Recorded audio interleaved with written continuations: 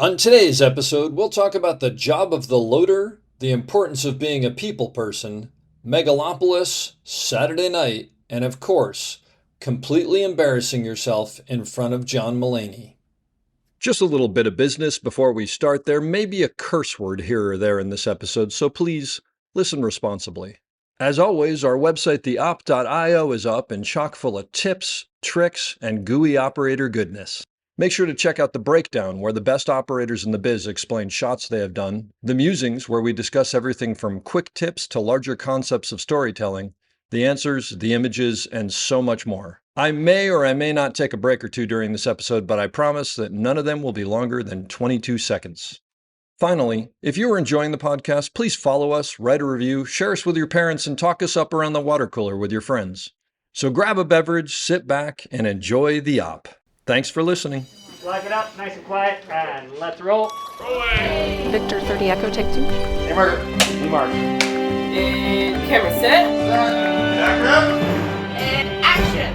Hello and welcome back to the Op Podcast, the podcast where we talk about operating and the art of visual storytelling. My name is Dave Comites and I'm your host, and I'm coming to you today from lovely Inman Park in Atlanta, where I'm staying because I'm on a show here. I have finally, after trying many times, gotten today's guest to come sit down and talk with me because she's a friend and she works on a ton of great things. Torey Lenart is a loader, and she's actually the first loader we've had on the podcast, so I'm very excited about that. She also, by the way, if Red Bull is listening out there, is looking for sponsorship by Red Bull, and anybody who knows Torey knows what that means and why. And truth of the matter is, Red Bull would probably do very well if they sponsored her, so I'm just throwing that out there.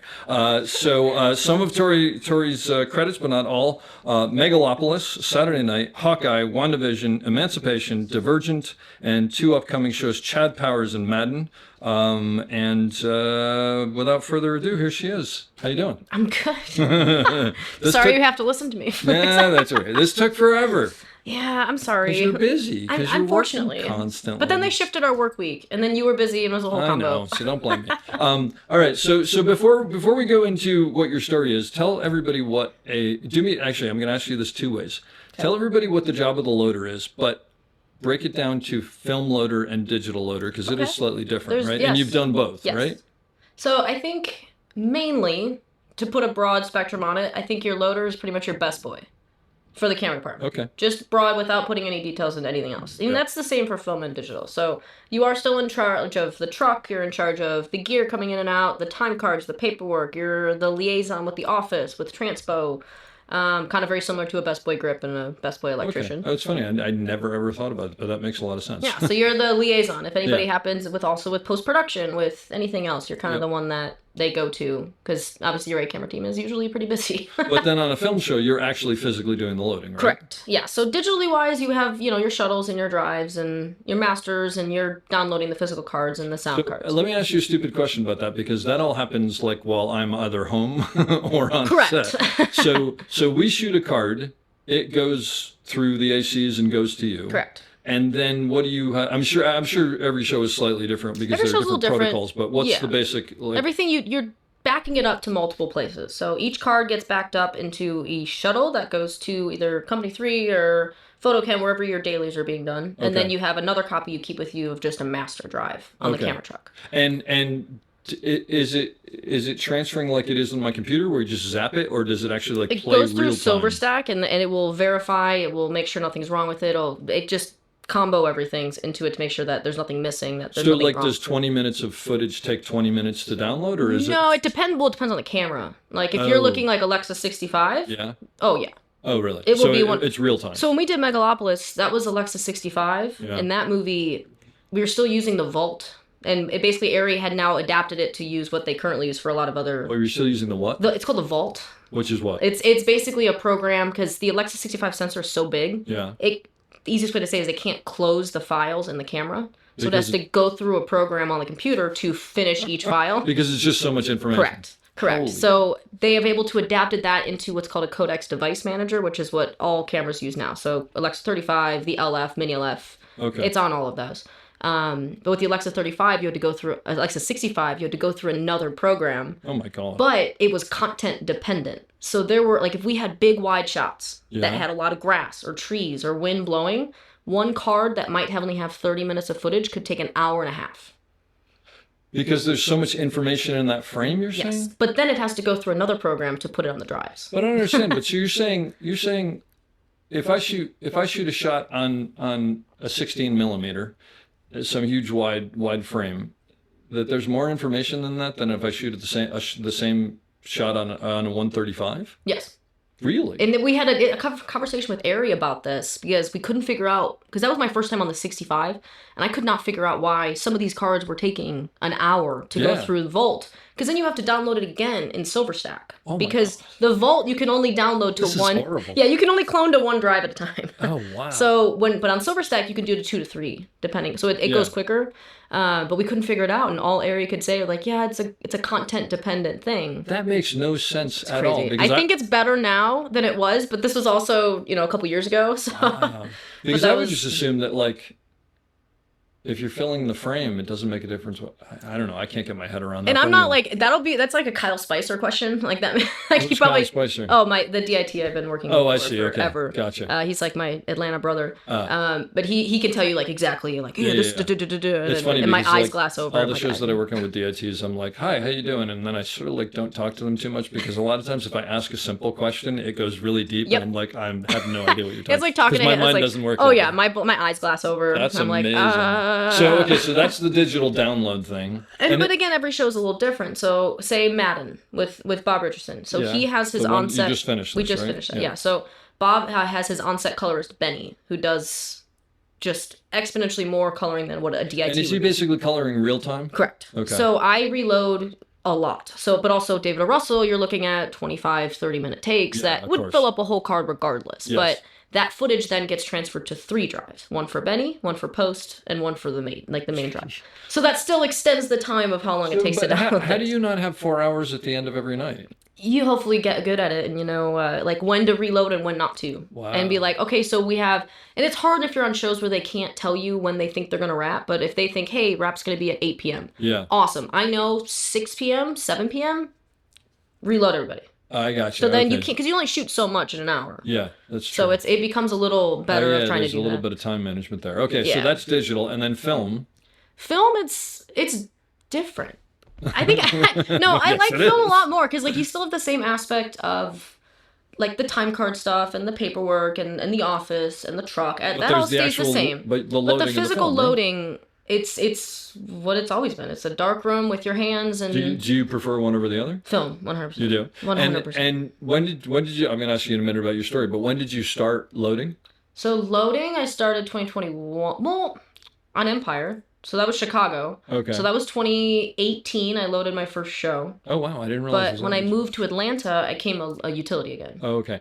But so how did you learn how to load film? So funny enough, so film I've always been very interested in, but SNL was a movie I really wanted to do, Okay. and I had never loaded a full movie before on film at all.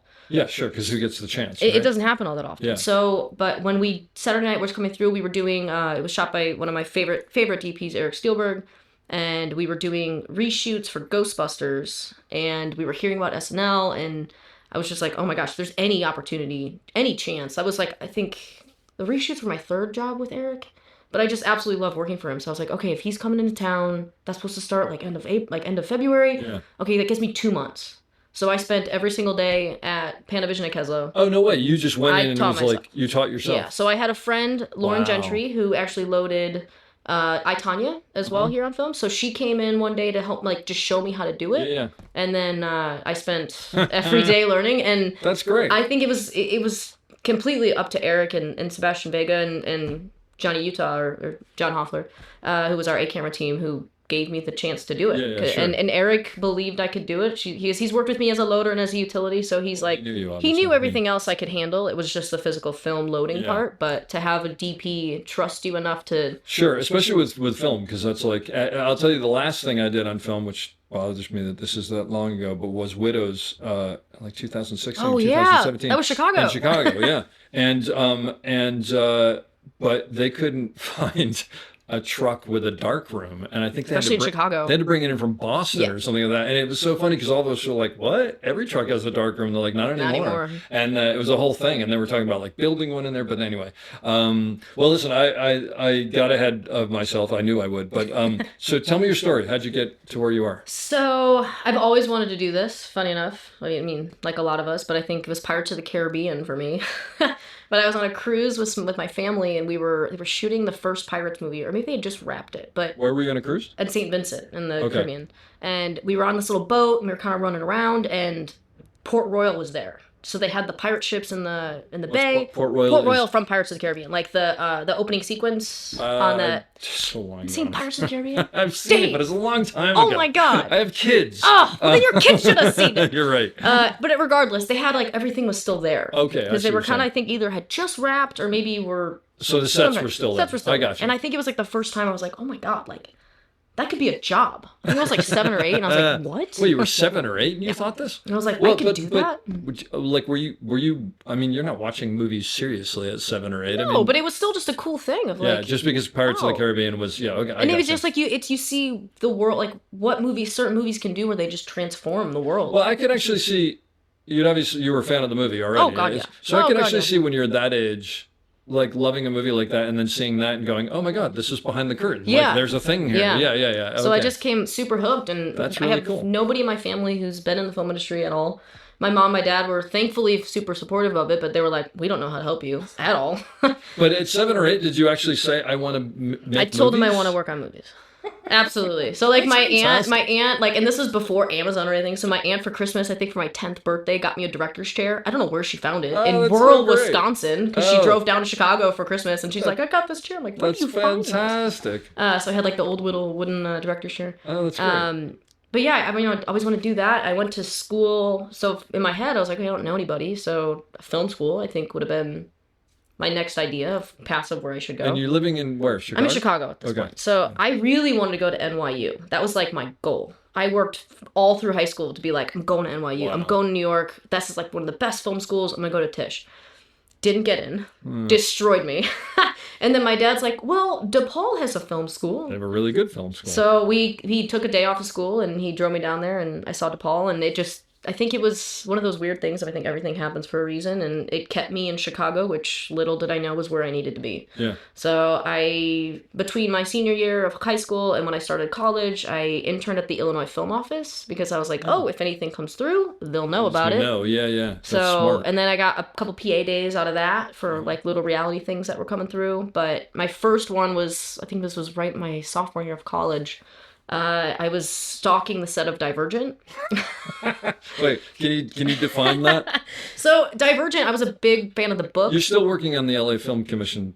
At the Illinois Film Office. I wasn't anymore because that was just my freshman year, but that's like my first introduction to it. Okay, gotcha. But while like my sophomore year of college, and Divergent was coming to town, and that was a big movie for Chicago, especially because full movies don't really shoot in Chicago much anymore. Yeah, right. They come for a couple weeks and they bring the crew in from LA or whatever. Mm-hmm. But this was start and finish in Chicago, and I was a big fan of the books, and they distress everything. It's a dystopian movie, so you knew where they were. Like, I see what you could see as you're them. driving around town. Oh god, yeah, you could see like, they would take Whacker and all the pebbles, they destroy the buildings. Like you knew where they were a week before they got there. Yeah. So I was stalking their set for a couple of weeks, and I had my little like tool belt, and I just was like standing there, and I will never forget this. But they were doing one of the scenes where they were pulling the L cars, and the stunt guys were jumping off the train, and I was just sitting there just mesmerized. And some guy said, "Hey, are you finally working with us today?"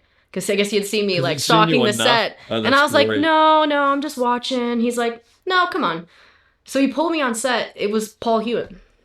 The second unit DP. Oh my god! And I had no, I was like, oh my gosh, and he's like, someone did this for me. Are you in film school at this point? Correct. I'm a sophomore. Okay. So and he said somebody did this for me when I was starting out, and every time I see somebody kind of hanging around, that's so cool. So it was crazy, but because of that, I met the entire second unit department at that point, which was Chris Verhano, Zach Ganaway. It was a bunch of people that I then worked with, and I got Chicago Fire because of. Oh, okay. So all right. it was a crazy moment, but meeting them then got me to just finish out the movie with them So I did the last 2 months as the second unit camera PA.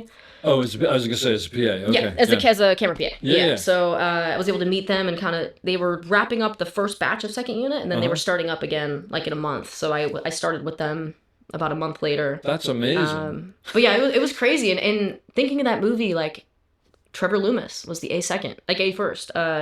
Martin Shear was the A operator. Pat Soakley was the A second. Like Chris Wittenborn, who's a big first in Chicago, was I was on.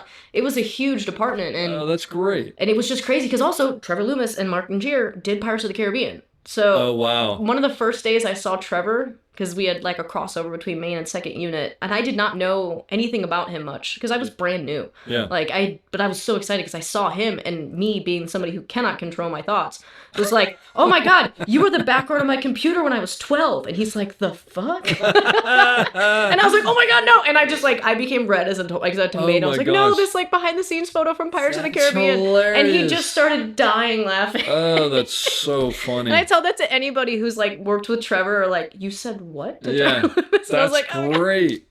But that's great. On that. But the thing is, I mean, the reality is like, I'm sure you weren't doing it to like, blow smoke up his ass. Oh no, I just was genuine like, oh my God, like I've been looking, like you were on the background, like Pirates of the Caribbean, like. But the funny thing about that is, I guarantee you the reason why they all glommed onto you was because you were genuinely excited about being in the film industry, and they could sense that, and like we all. I was a poor sucker. Well, also, but like we all had that at some point, but some of us have all been like, all right, now we work in the film industry. So when you meet someone who has that, you're like, oh yeah, like I used to be like this too. Like this reminds me of me. Yeah. No, but I think there's something to that. That's great. It was really cute. It was fun. But how long did you work with them? A month? So yeah, about a month and a half. And did you come out of it going, I sort of have an idea of like how a camera department works? A little bit, but I also was like, I didn't know anything. Like I remember. That was the other question. Oh yeah, so like Hunter Whalen. So again, because I was mainly Hunter second. Whalen. I love Hunter because he's amazing. He's the best. But I was mainly second unit, but we had a couple days where I would cross over with main unit.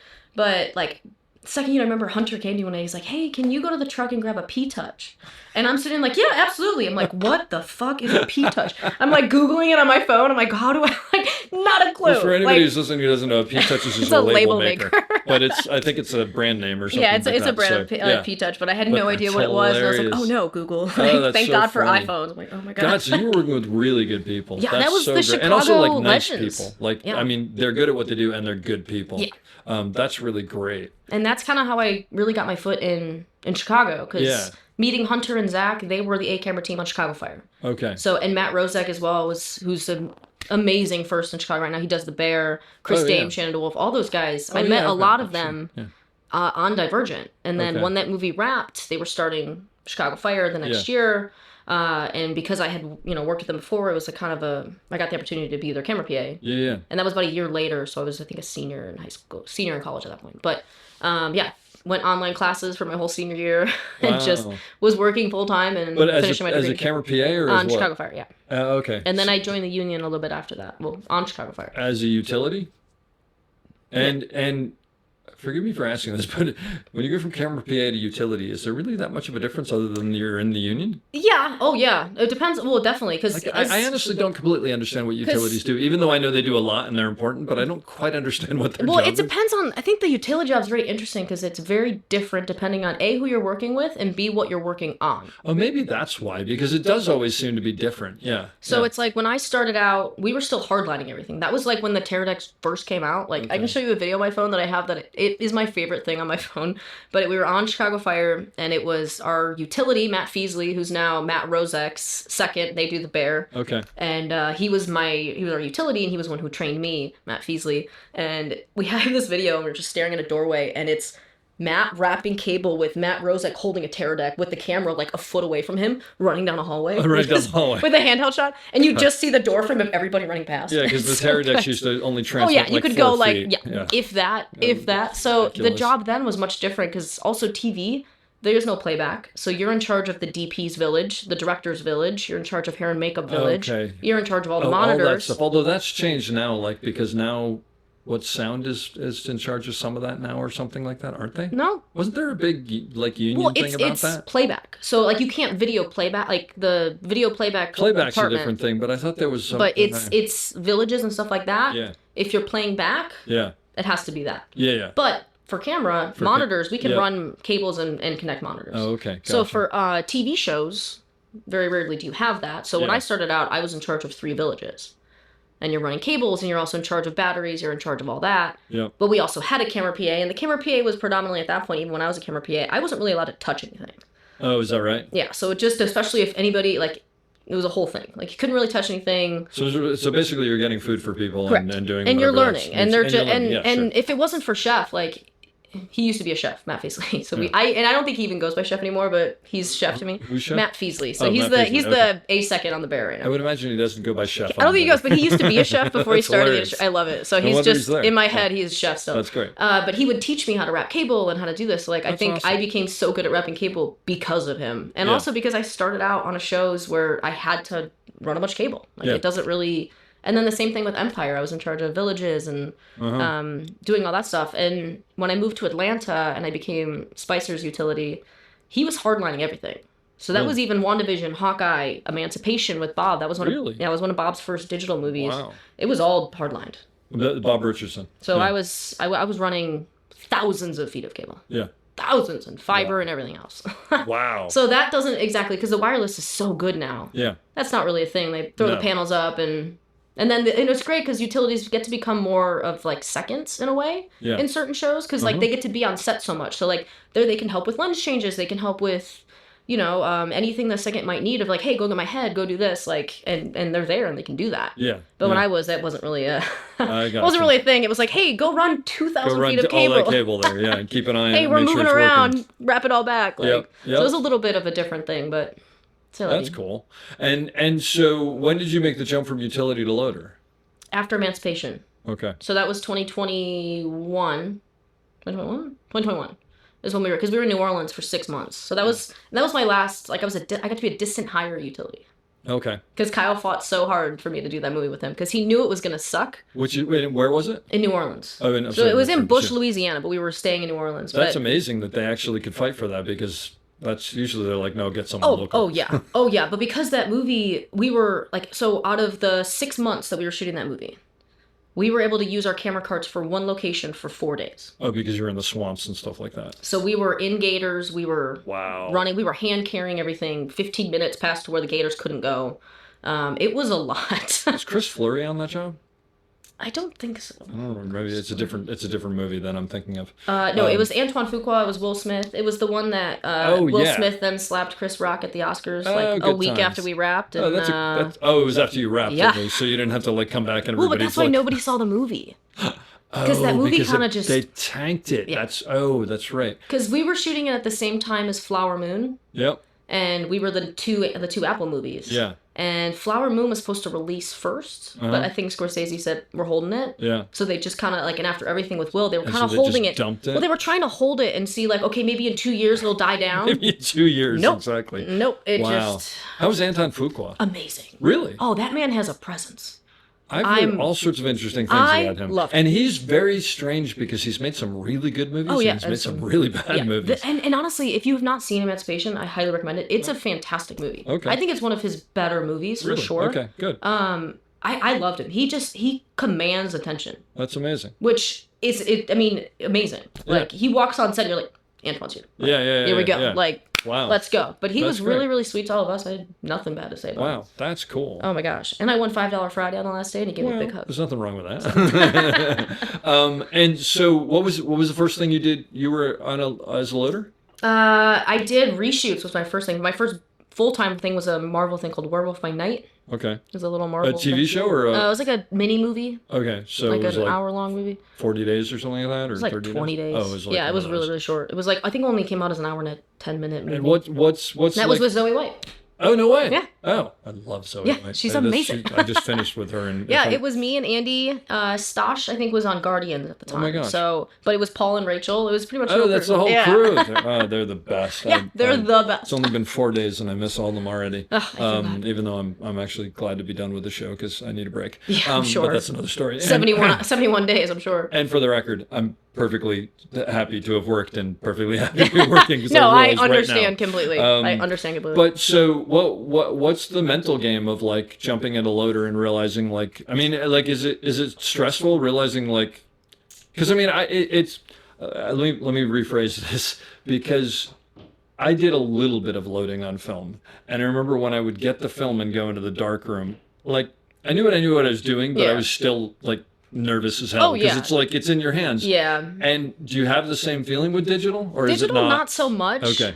I think, and that's why I prefer film. I think because there's something at stake. Correct. Yeah. I think the stakes are higher, and I think everybody is just that much more aware of that we're shooting on film. Well, I think the process of shooting film is totally different than digital on every level. Yeah. Like people are not as serious. Yeah. I mean, even from a personal point of view, when we first went to digital, I had to mentally convince myself when I was doing Steadicam, even when I was doing conventional camera, that something important was happening, because it used to be I could feel the film going, like the vibration, and I didn't realize until it was gone, but it would make me go, oh. We're rolling. and then, because like when you didn't feel it, you're like doing a rehearsal or something.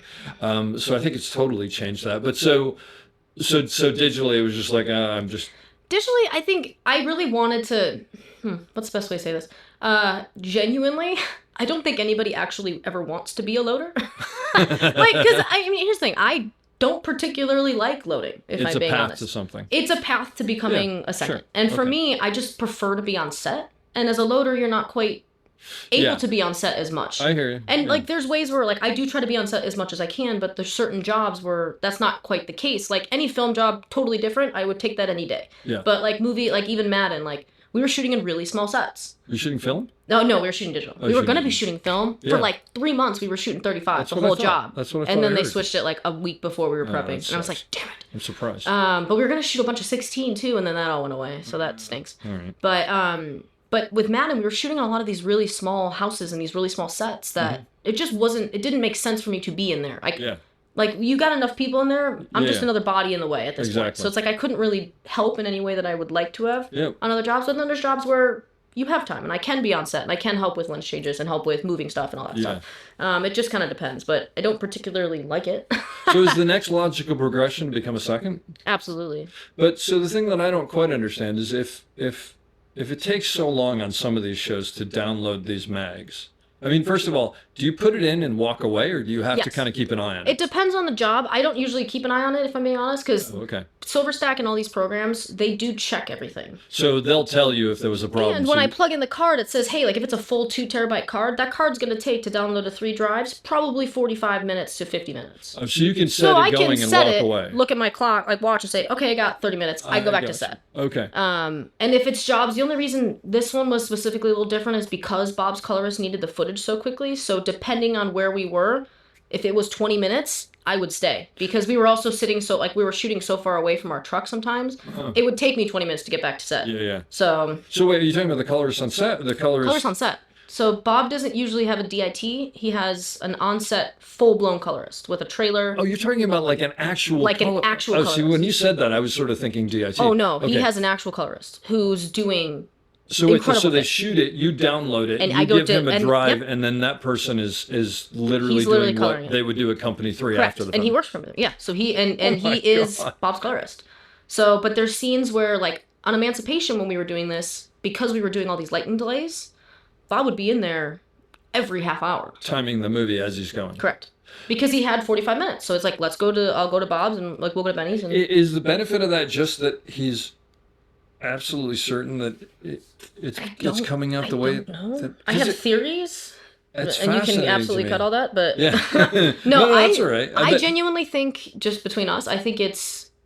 I mean, you have a lot of movies now where you have a lot of DPs and studios who will change color at the end of the jobs. So maybe it's baking. And I think for him, he's baking things in. He doesn't release anything. That actually makes a lot more sense. So, and because somebody who's shot predominantly on film where he gets total control. Yeah. Digital wise, he doesn't get that much anymore. I think for him, he's like, he doesn't release any dailies until he's gone through every single bit of it with Benny. That's fascinating. Yeah, so it's a control thing, which makes perfect sense, because that's one of the big things from film to digital that's changed so much is like, it's like the DP's chair has gotten pushed farther and farther away from the monitors. Correct. And they've lost a lot of control. Because you can change so much of it in post.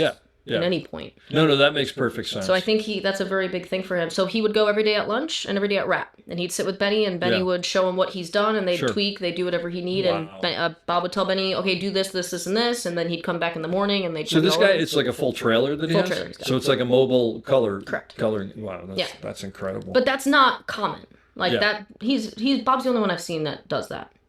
But that also then slows down the process for me. So it's like for me, having to go to 3 drives instead of 2 adds time. Sure. And knowing that I have to take this immediately to Benny, so he has time to get stuff before Bob goes and sees him. Especially when you're under a time where lunch is like, hey, so we were supposed to break at 2, and then it's 1:30, and they're like, that's lunch, and you've got to drive, and you're like, oh, shit. Yeah. Bob's going to be pissed. Oh, God. So it's just like, it's... Yeah. So then, in preparation for becoming a second, are you then going to set whenever you can and sort of shadowing them and helping with whatever? And if I'm not doing anything on the truck, I prefer to be on set. Yeah.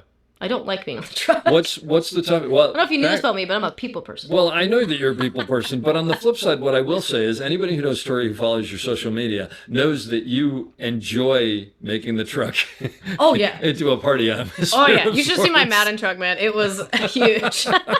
I will see if I can get pictures of some of your trucks and post them on the website for this. Because every once in a while I'll look and be like, holy, like it's insane. Especially my Christmas time trucks. The Christmas one, because there's always the elf, there's always the lights. Buddy's always there, and the lights are always there, the stockings. It's pretty funny. I guess if you're going to be there, but I'm sure people appreciate that, right? Oh, I'm making this house a home. But the thing is, I guarantee you that besides your personality, obviously, and you're good at what you do, I guarantee you that's also probably why you get hired by a lot of people, because it's like, it makes something that would ordinarily be boring fun, right? And I hope so. Yeah, I would think so. But also, it's like you think about it, what we do as our jobs of like we're on set anywhere between 10 to 14 hours a day. Yeah. I don't want to be in a fluorescently lit. Yeah, exactly. Coffin. I want to be put some lights in there. Like. So what's when you move to seconding, what's like the biggest hurdle? What's like the thing that you're like, I can't wrap my head around that. Or is there? I think there is. I think it's just the confidence of whether or not you can do it. Yeah. Like I think I can do it. I've seen a lot of people. I've been on this thing. I've been very fortunate. I've been in 600 for 11 years now. I've been doing this since I was 18. Yeah. So it's is that right? Wow. So it's like I have seen it and I've been around it a lot, but I think for me it's a big push of whether I can do it. It's like, oh, I don't have all these cases. I don't have all this equipment that I should when I make that bump. Yeah. But I know this is a really weird time in the industry right now, and that's a whole nother conversation. Yeah. But I don't particularly want to try to make that bump now. Yeah. Because I can't guarantee that bump will be successful. No, absolutely. No, but that's smart. I mean, it's like, there's the thing that you want to do, and then there's the reality that you're in. And it's like, you're definitely known in some very good circles, having loaded on some big things. No, I mention your name all the time. It comes up and people are like, oh yeah, we love Torey. Because you're on Red Bull 90% of the time. Yes, that's true. Again, see Red Bull, at 6 a.m. on yeah, exactly. on a pre-call, bouncing off the walls. But you have worked on like a lot of big movies for someone who's only been doing this for a small amount. I mean, you said you've only been loading for 3 years, Probably 4 years? 4 years now. I mean, you've worked on some really big movies. I was very, honestly, my first movie I loaded that I was terrified to do was Megalopolis. I mean, because that was Francis Ford Coppola. Oh, that was my first movie you loaded. I see what you're saying. Yes. So when I started bumping up, when I bumped up to loader. Back up. The first feature that you loaded on was Francis Ford Coppola's likely last movie. Yes. Maybe not. I mean, you never know. And one of the biggest movies in a long time. What an adventure. So first of all right, tell me about getting the call for that. So it was funny because that was right around, that was 2022. So that was right when everything was crazy. Like there were jobs out the yin yang. Yep. And I had done a TV show, a Marvel show called Echo with, oh my gosh, an amazing guy. I've never met Ethan McDonald. He's fantastic. He's a first Autumn, or he's a he's DP? Autumn's first, who just did Sinners. Oh, wow. He's amazing. Yeah. But I got a call for that. And it was I can't remember how many, it was maybe 2 or 3 months. And that kind of took me through. But I was lined up with Kyle, because again, when I came to Atlanta, I was a utility for a really long time. Yeah. And I was good at being a utility. And when I moved to a new town, I was like, I don't really trust myself as a second or a loader right now. I would like to just utility so I can make a good name for myself. Yeah. So wait, let me ask you a question before you go on. You moved to a new town like Atlanta. How do you go out and get your name out there? I didn't know anybody. That's what I'm asking for people who do that. Yeah, right? I didn't know anybody. Funny enough, so Keslow in Chicago Colette in Chicago, Yeah. reached out to Greg here in Atlanta and Greg, said, hey, who runs who runs Tesla Keslo here. Yeah. And was like, hey, she's coming to a town. And I kind of, she's like, can she come and meet you guys? So he's like, yeah, absolutely. So I came to Keslo, and Greg was like, hey, well, I'll text you if, we got any preps coming, you guys can meet. You can meet everybody. That's great. So great. So I spent a lot of time at Keslo because we also didn't have Panavision in Chicago at that point. Oh, yeah. Panavision was in the break of Chicago. So Keslo was who I knew best. Sure. And I kind of would hang out at Keslo, and, anybody who was prepping, I'd Just get to meet them. And whatever. And then through that, I was starting to meet friends in EAV, at Flatiron, at Trophy Room, at like all these different bars. And then you just kind of make some friends who were then like, I met one guy who was like, hey, we're starting this TV movie. We need a utility. And I was like, done. And then that was the same guy who then brought me on this show called Doom Patrol season 1. Mm-hmm. And our second on that, his name was Paul Saunders. Love him dearly.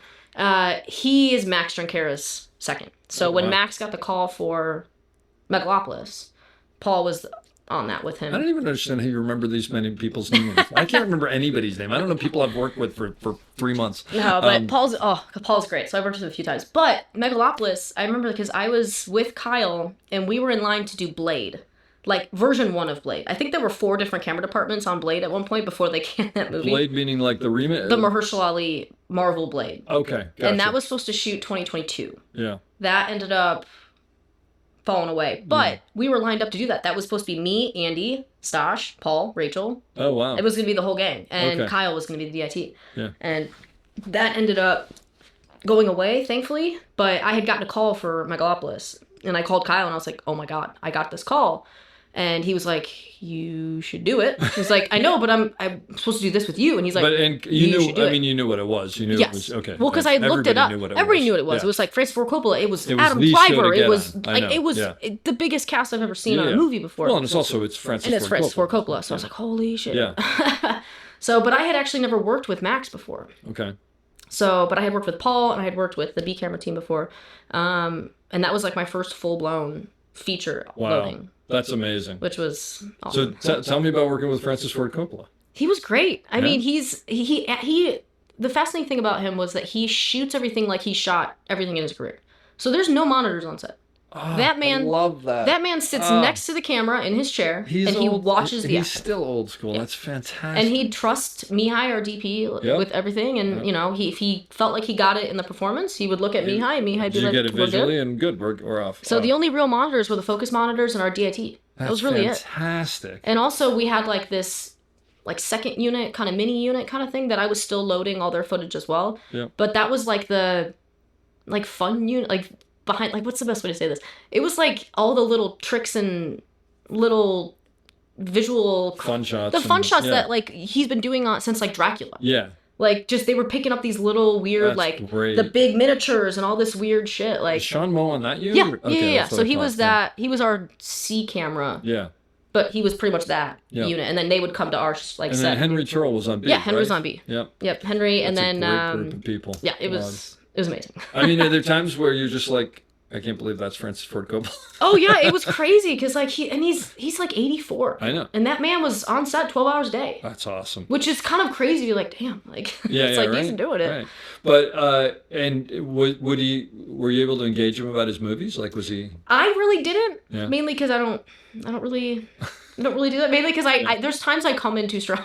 Yeah, so really, like I try to like keep it a little cool. But no, in Madden, John Mulaney, I love him. John Mulaney was in Madden? I love him so much. Oh my gosh. So he plays Trip Hawkins, the creator of EA Sports. Oh, okay. So because the movie's pretty much about John making the video game, about John's life. Oh, I see. I didn't realize that. I knew it was about Madden, but I didn't know it was about the video game. So it's about the video game and about John's career and all this stuff. But please tell me John Mulaney's as cool as oh my God, I think I scared him. But again, so he's in a movie with Christian Bale. He's in a movie with Christian Bale and Nick Cage with like all these people. So his first day on set, I was like, oh my God, it's Sean Mulaney. I was like, and I had not talked to any actors. That with all those people, and that's why I was laughing about this because he wraps his first day. And he's walking back to his car, and I'm like position myself to be able to like pass him and be like. So you stalked him. So I just to be clear, him. so you stalked him. And I was like. I was like, oh my God, John, I'm such a big fan. And it wouldn't stop. And I was like, I'm such a big fan. You did it. And I was like, I already have tickets for your show in December. Blah, blah, blah. And he's looking at me. He's like, oh, yeah. And he's like, what's your name? I was like, I'm Torey. I work in camera. He's like, oh, it's great to meet you. And I'm like, slowly stepping away from you. And I was like, oh shit, okay, bye. And then I run away. That's hysterical. So, like I was talking to his assistant a couple days later, and I was like, I think I came in too hot. And he's like, Torey, he was talking about it for like 45 minutes. That's great. I was like, it was probably for the bad thing. It's like, well, no, I mean, he's on a show with Christian Bale and Nick Cage, and you freaked out over him. And you were excited about him. Yeah. I know. I could see that. He may be the funniest person I've ever heard. I love him. Yeah. He's just hilarious, and all of his specials are crazy. But I do have tickets for December. Oh, that's fantastic. So I don't usually talk to directors or actors because is that right? Well, because that's what happens. Sometimes I get too excited. You mean you purposely decide not to because you don't want to let the genie out of the bottle? Yeah, pretty much. That's probably smart. Now, so is that going to be an issue when you're on set more? No, because I also have no reason to talk to them, if I'm being honest. Like, I'm not an operator. Now. Exactly, but I'm not an operator at first. But if I'm like an A-second... Well, when you're a second and you're it's a different situation. And I would be more comfortable doing that, but they don't know who I am. I'm the loader. I'm in and out of set so much that I'm just a face that they see. Yep. So I don't particularly like to engage much just because I don't want to be that person. Yeah. So, and then like when I don't have a reason, I'm a fan of something like John Mulaney. That happens. But I think it'd be different like once I'm a second and I could be on set and people see me a little more and they know my personality a little more. It won't be as strange. So since we touched on that, so do you interact with the operators much? I do. Oh yeah, like Henry and Colin and all those guys. Absolutely. I mean, I'm not talking about socially. I'm talking about professionally. No, absolutely. Well, I mean, because I'm also in charge of all of their paperwork, all of their shipping, all of their time cards, all of their receipts. I handle all that stuff. So. They'll text me at night and say, hey, I'm home, so I know their out times, and so I do have a different kind of relationship with them, absolutely. Sure. But I don't really do much while we're on set because they've got their assistants, or like I'll carry the steady stand or stuff like that. But it's not. Yeah. I don't do much for them. That sounds weird to say, but yeah. Yeah.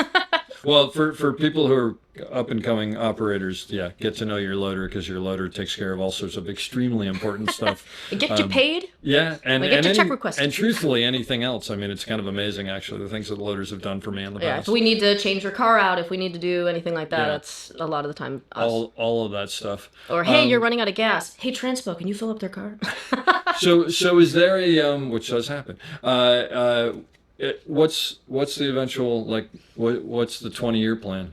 Oh God, I don't know. Is there a 20-year plan? I feel like I had a plan and then everything's gone to shit. No. Well, you said you didn't get into this to become a loader, so. No, it's true. I would love to be a second. I want to be. So I think a lot of Shannon, who you've had on your podcast, because she's a career second. She is. She's fantastic. She was a big part of my career in Chicago.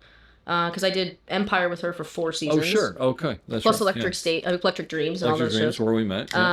With awesome John Lilly. Yep. But I think she did so much for me in my career. I'd love to have a career like hers. I'd love to be a second. I don't particularly think I want to pull focus in any way because that scares me.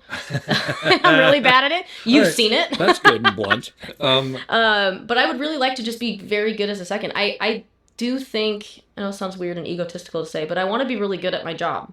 Well, everybody wants to be really good at their job, hopefully.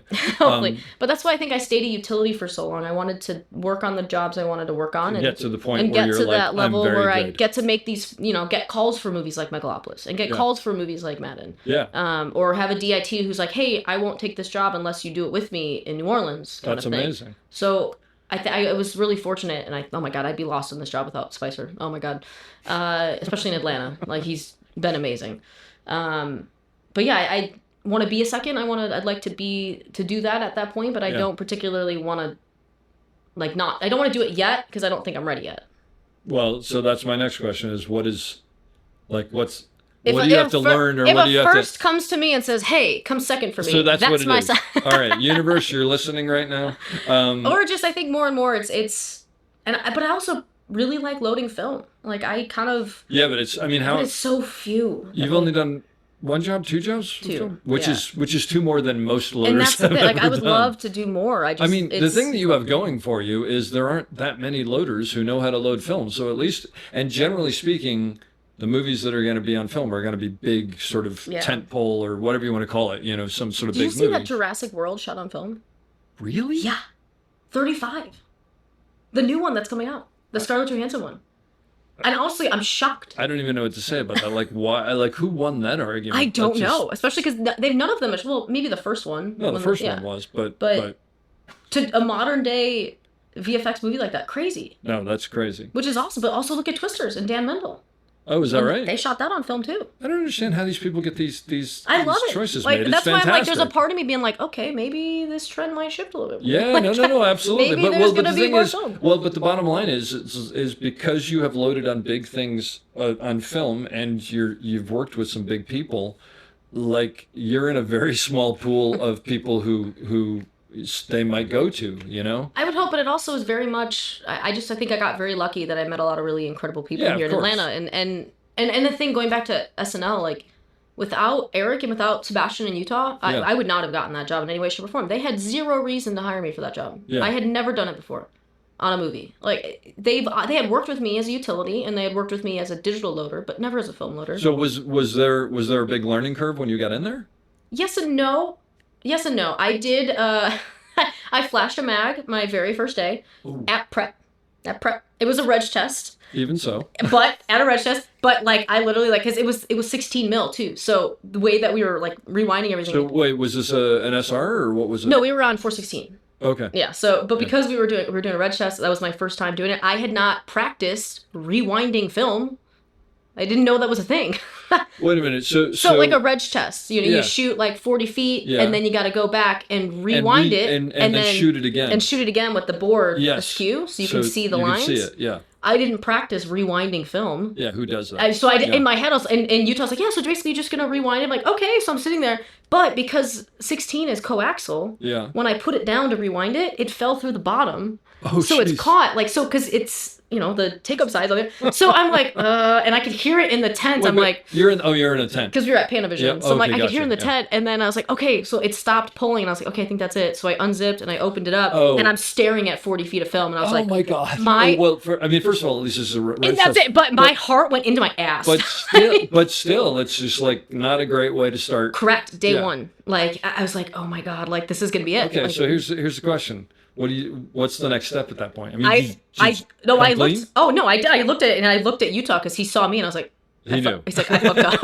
I was like, I fucked up, and my heart is in my ass. I couldn't eat for 3 days. Like, and Utah's like, Torey, it's a reg test. We have enough film to shoot another one. I'm like, I know, but I still did it. Yeah. This is day one. Yeah. Oh my God. So, but that really did kind of like lit the fire under my ass to make sure. Did you shoot the whole movie on 16? Whole movie was 16. Oh, I didn't know that. Okay. Yeah, whole movie was 16, 200T. Yeah. Wow. The entire thing.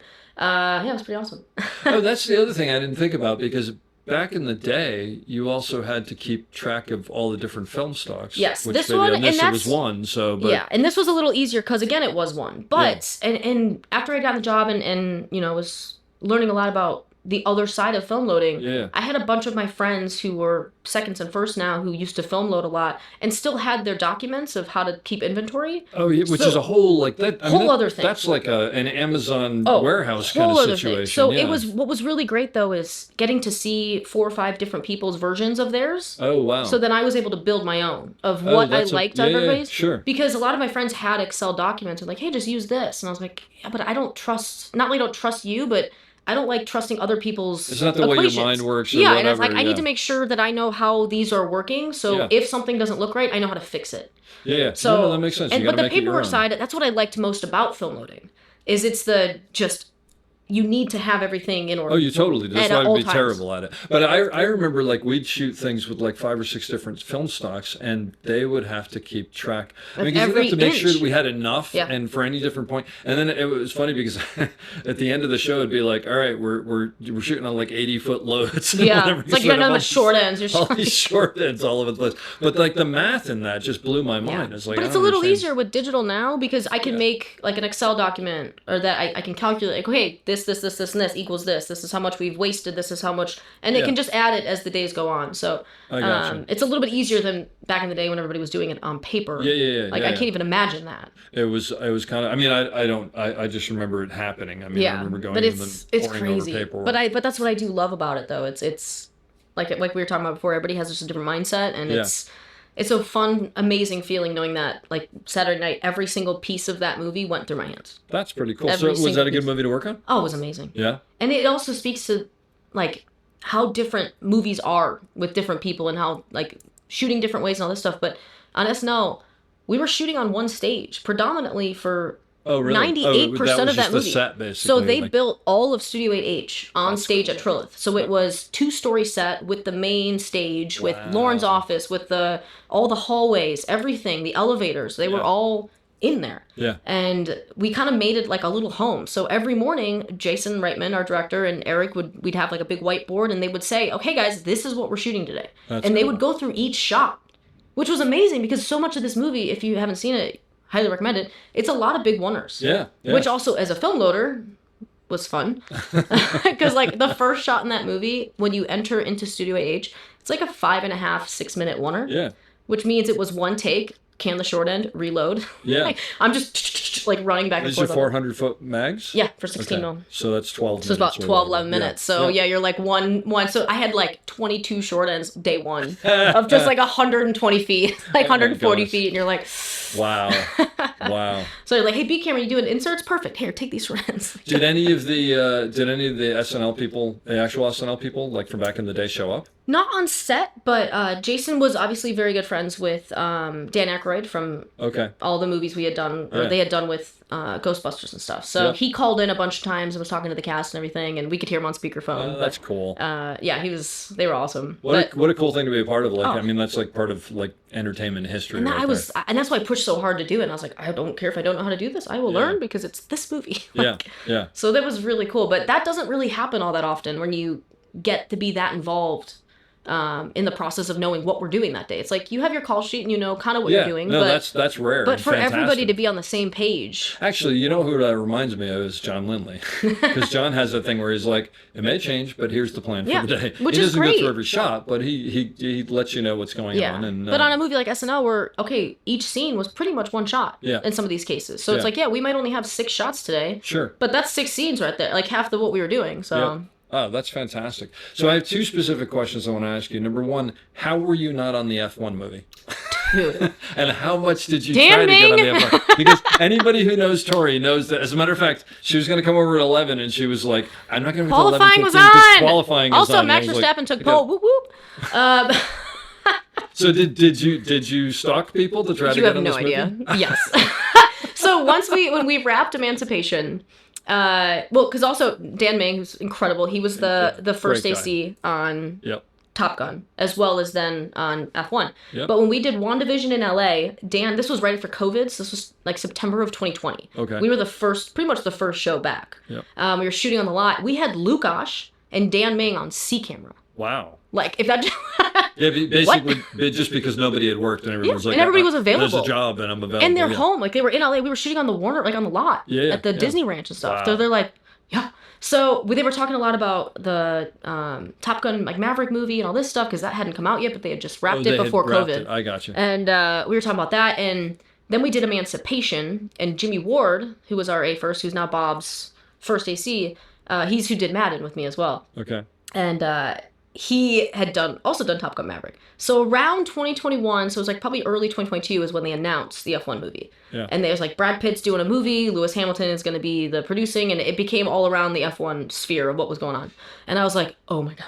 So I was like, Dan? Just see this. I was like, Dan? Jimmy? Like anybody I knew, I was like, who? Because like a lot of the people from WandaVision LA did Maverick. And I was like, okay, who knows what? Yeah. What's going on? What? I will PA. I will get you water. I don't care. But then the whole thing went to the UK. So say love you. Well, but they hired it out there. But they did come. They came to the States and whatever. They but did. They just bring everybody with them. I don't know. Because I know David Emmerichs went down to Florida. Yeah, and he they did texted me Daytona. and was like, "You are not going to believe where I am." I mean, Yeah, they did Daytona. And it's funny because I have zero interest in that, so I was like, "Okay," but he was like, "This is a childhood Well, dream." because Dan, their loader that they brought down there was Lauren Cummings. She was in LA and she's worked with Dan before. But so I also know Laura. So Laura, they were at Vegas. she sends me a text, and it's a photo of Daniel Ricciardo, and she's like, me and Dan thought you guys you'd have such a good time here.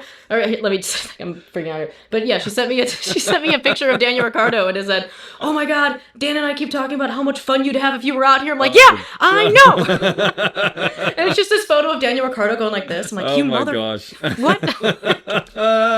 So she got to do the Daytona part in the Vegas part, but that's great. But every time I like that movie would come up, and now that it's out, I keep thinking of you. I saw it 3 times. You'll probably do F2 and F3 and F4. I will do anything. Again, Dan, if you're listening, I will get your waters. There you go. So just so you know, Red Bull and F1. Yeah, I saw it 3 times in the span of like 24 hours. And did it disappoint? I haven't seen it. Oh, it was amazing. Is it? Oh, it's amazing. Is it amazing if you don't like F1? I mean, not that I don't like F1. Well, I think it's just as like if you are just the process of the movie is fantastic. A friend of mine saw it yesterday. Who was? Oh, Hopper Stone. The Stills Trucker. Yeah, Hopper saw it. And Hopper I said, did SNL with us. And he goes, yeah, he did SNL. He goes, I learned a lot about tires. I was like, really? And he goes, yeah, I didn't know there was so much about tires. Oh, it's so good. I mean, the story is the story. It's, it's redemption arc of a driver. It's a movie, but everything else is fantastic. Like, I was sucked in instantly. Well, I know Dan made those little cameras. He and someone else made those little cameras that were in the cars that could pan around and stuff. And again, like, so AMC, like, or I'm not AMC, AMG Petronas, so Mercedes, they're the ones that made those whole cars. So they helped him. So the cars that Brad was driving was a Formula 2 car that they just redid the aerodynamics of. What's a Formula 2 car? So F1, you've got different classifications. So you've got F1, and then below you have F2, F3, F4. Oh, I see. Okay. So they're just slower, smaller cars. But it's the same concept, but just not. Yeah. But F2 and F3 and F4, they're all generally the same. Like, they're uniform cars. Yeah. And then it's more about the driving. Yeah. But they're easier to drive because of that. So with F1, they had F2 cars that they just had Mercedes outfit in what would be an F1 body. Yeah. Which was kind of cool. But those things are, like, the weights are so particular at all times. So for them to figure out how to put batteries, cameras, everything in there is insane. Oh, the weights meaning, like, if you put something in the back, you've got to counter it because it has to be weighted correctly. Those cars are just insane. Oh, I never even thought about that. You can't just, like, go, we're going to throw a camera here because it changes. It will throw the way it's driving. It'll change the aerodynamics. It'll change all that. That's unbelievable. But which is why I'm sure when, like, Dan and all those guys went out there to do it, they had to do that same thing with Maverick. Yeah. So they're used to having to deal with those kind of, like, specs. Because it's that specific. Oh, that's really fascinating. At some point I want to talk to Dan about all this because it seems like a whole different... Oh, it's insane. Yeah, it's more than just being an AC. But I remember 2023, they shot in Silverstone, and I'm watching the race at home, and I'm just looking, I see Lukasz running around with the camera, and I see Dan, everybody, they got, like, the whole get-up and everything. I'm like, you motherfucker. What? They got custom, like, Apex racing gear on. I'm like... Because they had didn't they have a pit? Oh, yeah, they shot at Silverstone like 2 years ago. So they had the cars on the back of the grid. They did the formation lap with the drivers, and they pulled into the pit. But they shot, they were saying they had, like, 8 minutes to shoot the whole scene on the grid because they, like... F1 said you can shoot, no problem. You're not going to mess with this. Yeah. You cannot disrupt the weekend. That's amazing. Wow. Nuts. All right, well, you'll get on the next one. But you should see it. You got to see it. It's so good. I have to. I just haven't gotten to it yet. When I first met you, you had less tattoos then. You had tattoos, but you had a tattoo. Is it on your arm of the court of the latitude or the coordinates? Oh, Pirates of the Caribbean. Yeah. And when did you get that? That's where you first saw the... Yeah, that's the coordinates of the bay in St. Vincent. It's where Port Royal was.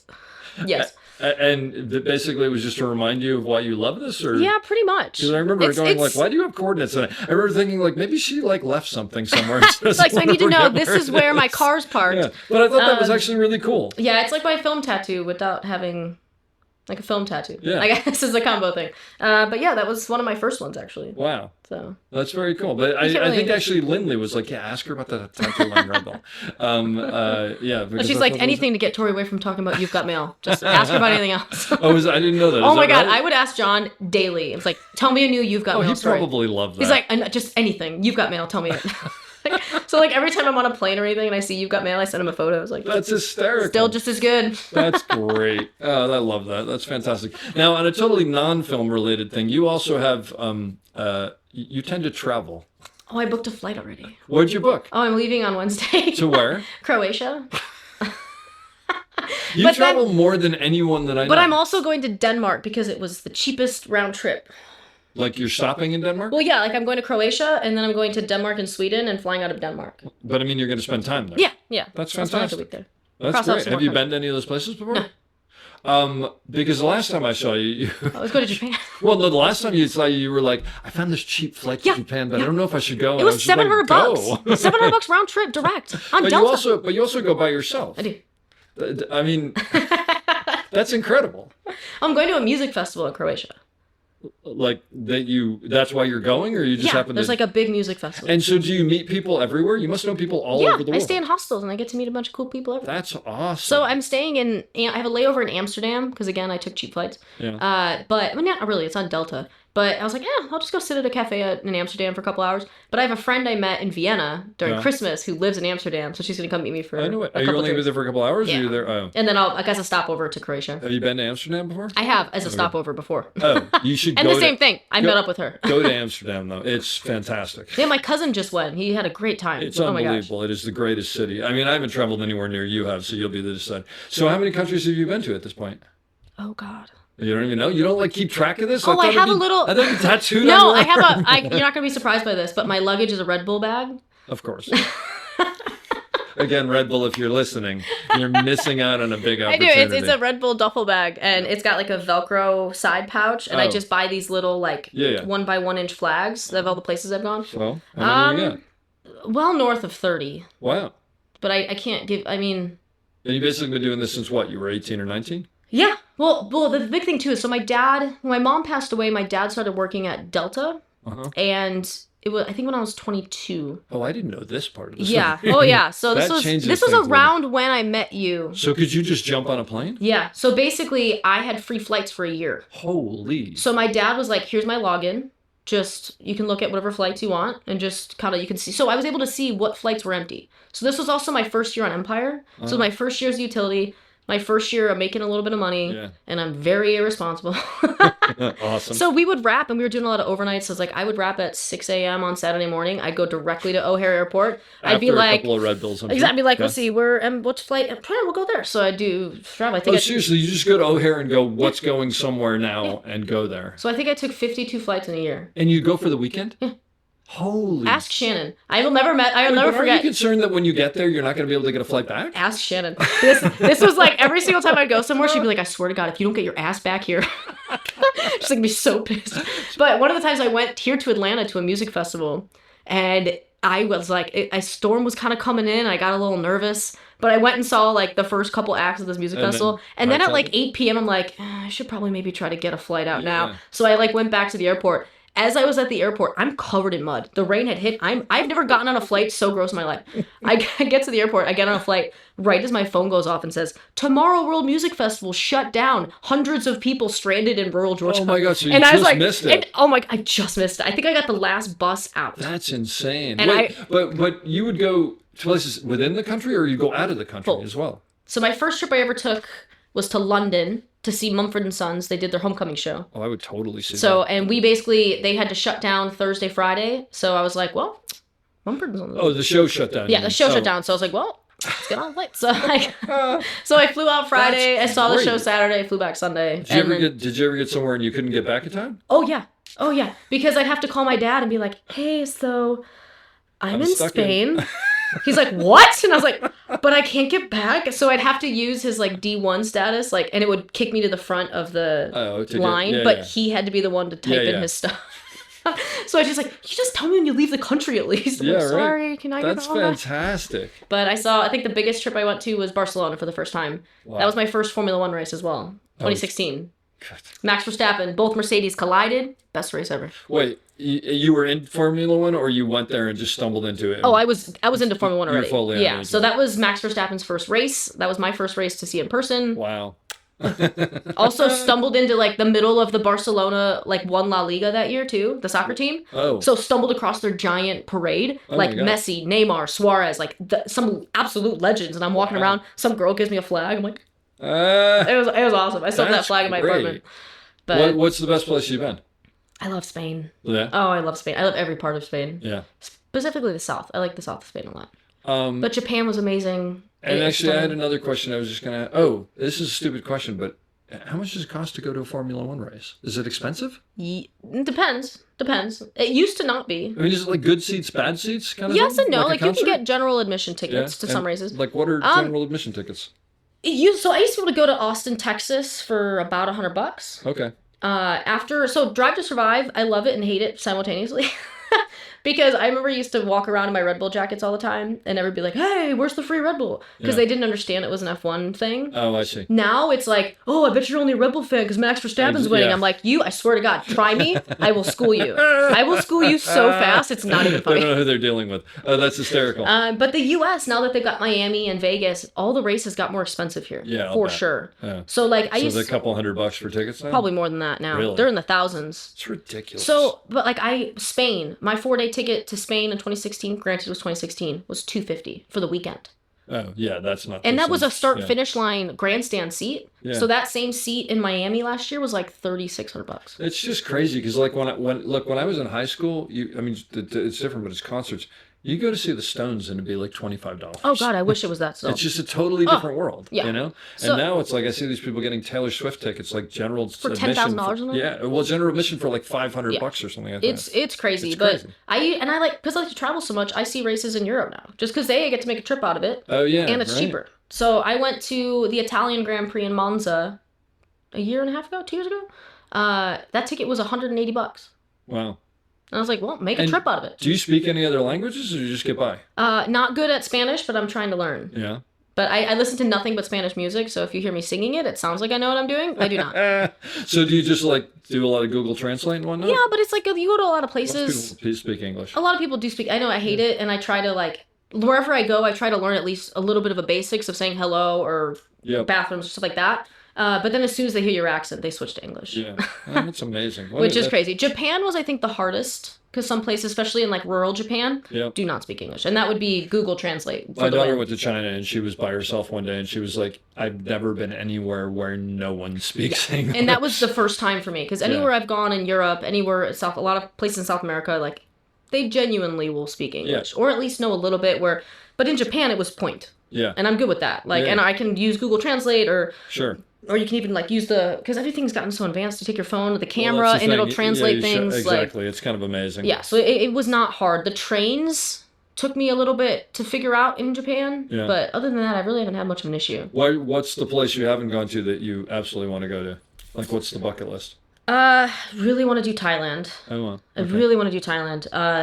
But it's so far to get to. Yeah. And I want to be there for a long time. Like a month or two at least. And I also really want to do Argentina. Oh, really? Would be on my list. And Brazil as well. I have a lot of places. Yeah, I'll bet. You'll get there. One thing I wanted to ask you about that I looked on your IMDb, it says you were a camera operator on something called Boy Band. Oh my gosh. Yes. I just saw that. I was like, there has to be some story here. my ex-boyfriend in Chicago, his dad is his parents are so sweet. But he was actually a showrunner on The Wire. Oh, wow. Joe Chappelle. Amazing guy. His wife, Colleen, was kind of like directs a lot of stuff as well. She wrote this little miniseries called Boy Band. Yeah. And it was just like this docu-series about like this boy band that like she created to make it like I think they were trying to sell it. I haven't seen them obviously since I moved here, but we shot like 6 episodes of just like the camera operators. Yeah, so it's documentary with like a little handy camera. Yeah, it was like a document. Well, I think we shot on Red Epics actually. Oh, really? Yeah, because they had links with like Keslo and all that stuff, so we got a full camera package, and I had a first AC and a second, and I had no idea what I was doing, but we were just having a good time. But yeah, it was great. And then their son, I think, was directing a couple of the episodes as well. That's great. It was a good time. Good deal. But that was just a late, it was a fun time. I was going through and I'm like, wait a minute, what is this? So yeah, that was with a lot of the old student films in there too. Well, listen, this has been fantastic. I appreciate all the stories and hearing about all your travels. It makes me want to go somewhere. I should go somewhere. I'm going to leave you with the question I leave everybody with, which is advice for someone getting into the business on how to succeed, or what you wish you knew that you know now, what you wish you knew then. My biggest advice would be to not compare yourself to anybody else in this industry. If I'm being honest, because I wish I didn't do that as much as I have in my career. Because I started in Chicago, and like I said, I've been doing this since I was 18, 32 now. When I've had a bunch of friends back home in Chicago who are steps ahead of me as their first ACs now, their second ACs now. They were my camera PAs, they were this stuff. And even in Atlanta, there's a lot of people who, have other pals and have, opportunities have presented themselves, and it's great for them. I needed to learn to not think of it as personally and be like, oh, this person got that opportunity, why didn't I? No, everybody's just on a different path and everybody does different things, and to not fixate on that, because it'll get there. You just gotta believe in the process. And I think everything does happen for a reason. And I think there's a lot of jobs that I don't think I got offered, and I'm kind of glad I didn't, because instead I got to do other things. Like SNL would be one of the big ones for me, because I was really trying to go for a different job. I ended up not getting it, but because of that, I got Saturday Night. And I wouldn't have traded that for the world. I hope you enjoyed that as much as I did. We'll be back soon with another great episode. Don't forget to check us out on theop.io for all sorts of information on operating and storytelling. So thanks for listening and have a great day.